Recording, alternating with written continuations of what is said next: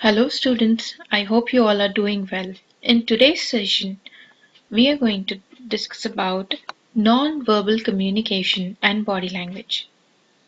Let us see what this body language and non-verbal communication is.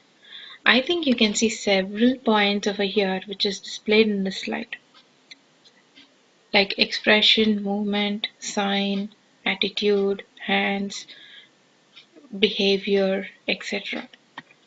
Okay, so let us see what it is all about. Nonverbal communication is by which you are able to communicate without speaking.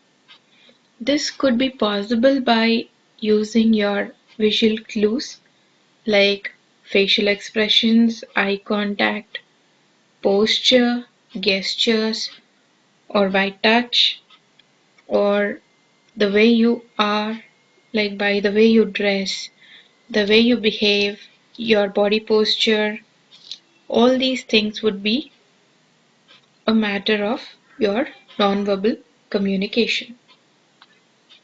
The way we sit, the way we stand, the way we talk, the way we walk, everything would say or talk about us. So,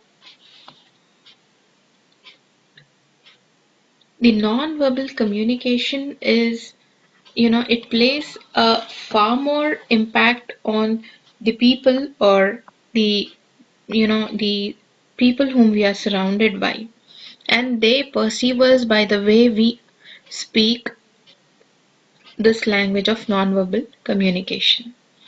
So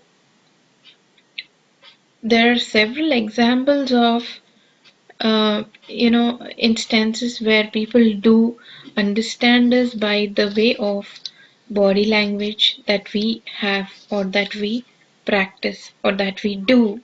Okay, so it could be a just a small gesture, just as a firm handshake or a smile, or the way you are confidently standing or moving. Okay, the way your attitude is could be seen in your face. Okay, so there could be a negative impact and also a positive impact when it comes to this non-verbal communication. So make sure that you remember that how your body language is, and you need to try to adopt to a better body language, or a body language in which you can be shown as a positive person with a good attitude and with a trustworthy or loyal as a loyal person. Okay, so let us see why is it necessary. Maybe when you see here, out of 100%, we just see that verbal communication which is required is just 35%. What all is required more than 35, or maybe I can say just double the portion of it, is the nonverbal communication. So that is the reason nonverbal communication plays a vital role rather than the verbal communication. See, we have facial expressions, tone of voice, movement, appearance, eye contact, gestures, postures. These are a part of nonverbal communication, which plays a key role in communicating with your fellow people or your family, with your colleagues or with your employer or your boss or anyone. So this is the main reason that it plays a major role rather than the verbal communication. Whatever you can speak through words would be not as effective as the non-verbal communication, but non-verbal communication plays a higher role or a key role in understanding about you as a person. So these are very few elements which I have put forward here in your which would be useful for your answer in the future. So these are some of the important elements of non-verbal communication. The first thing is your facial expressions. When you're confident, when you're, it depends on the situation. When you're tensed, okay, when you're in wonder, okay, you raise your brows, right? When you're happy, you smile, and all the different expressions what we can see, when you open your eyes wide, or when you will be like awestruck, you have your different facial expressions which you would express, which you would feel from within. So this would be one of the main thing which people observe. The next thing is eye contact. Eye contact, is the, you know, we say that, when we are talking to some person, it is important that we are not looking at our mobile phones or in our system, or we are, if we are communicating with a person, we are supposed to look into their eyes or look at them and speak to them.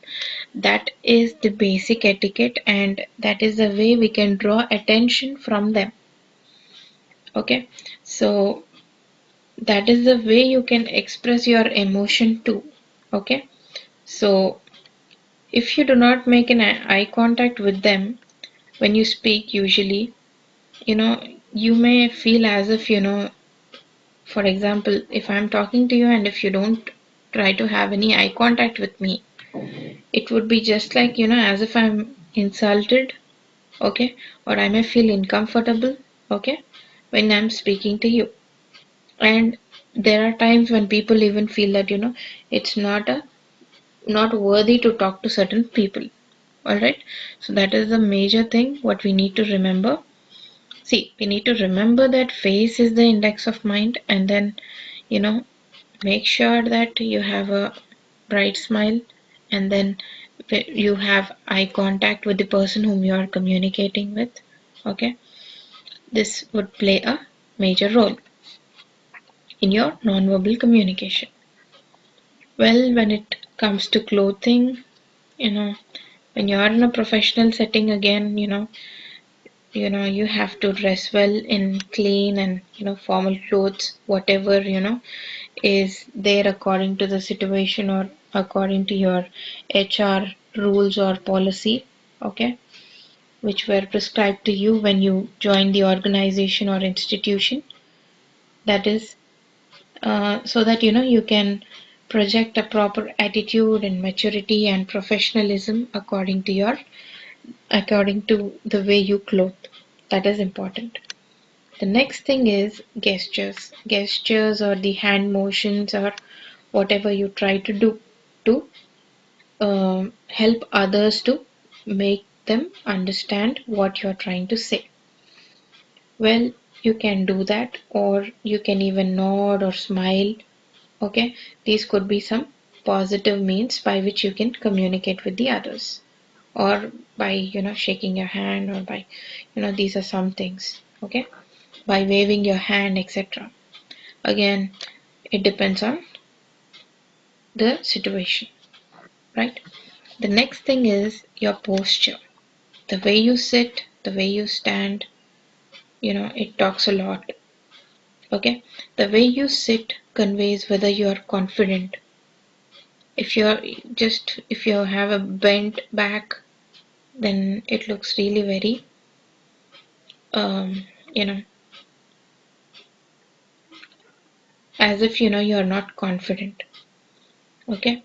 So it even makes us understand that you you're inconfident, and then it is better you have a proper posture and maintain a proper posture. Okay, then the other thing is the way you stand or the way you walk. Okay, just don't try to lean on something or on anyone or something like that. It is better that you stand up straight or sit up straight when you are in a formal meeting. People would make out by your posture. Okay, the way you completely try to lean back is also not correct. It's quite informal. Okay, just try to sit straight. That would be enough, rather than slouching in your chair, or maybe completely trying to rest. It shows that you're completely drained out of.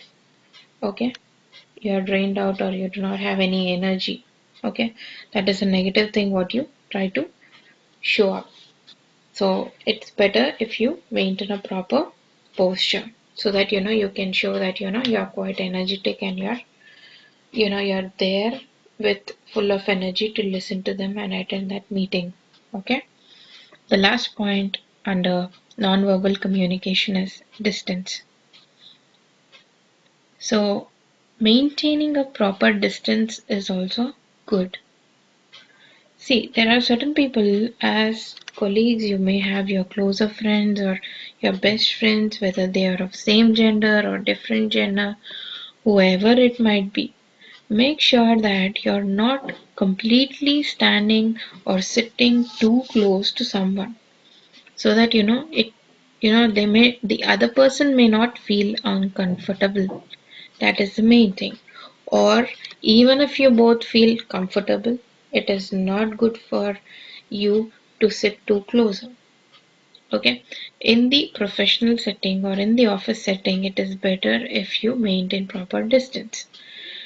So it is better that you maintain some distance when you're standing or sitting together. Okay, that would communicate a lot by the way you sit or stand with someone. Okay, so these are the 6 major elements of non-verbal communication what you need to remember when you when it is not just your official it cannot be just helpful in your office or professional outlook, even in your social and family outlook also. I hope you understood this session on non-verbal communication and body language. I hope to see you soon in the next session. Thank you.